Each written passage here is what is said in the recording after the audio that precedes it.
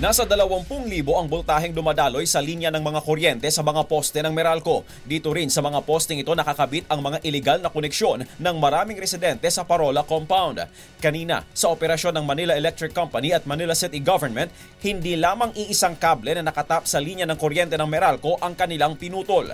Ginawa ang pagputol sa mga illegal connection matapos ang dalawang magkasunod na sunog sa Parola Compound na pinaniniwala ang dulot ng mga illegal connection.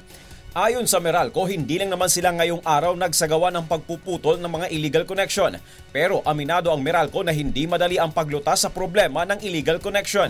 Marami, hindi namin masabi ko ilang kasi nga hindi ko mapipinpoint particularly kung gaano kadami.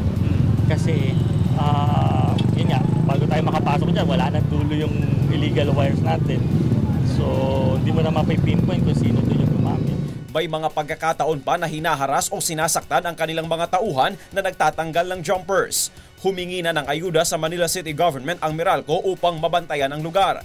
Apila din ng lokal na pamahalaan, sumunod sa patakaran at tigilan na ang iligal na gawain na naglalagay lang sa kanila sa peligro. Yung pagnanakaw ng kuryente, akala natin nakakatipid tayo.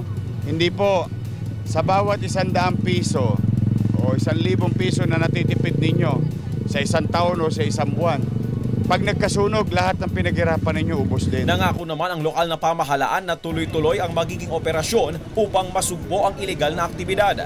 Sa ilalim ng Republic Act 7832, ang sino mang mapatutunayang naglagay ng illegal connection ng kuryente ay maaaring maparusahan ng pagkakakulong na aabot sa 6 hanggang 12 taon at multang 10,000 hanggang 20,000 piso. Victor Cosare, UNTV News, Worldwide.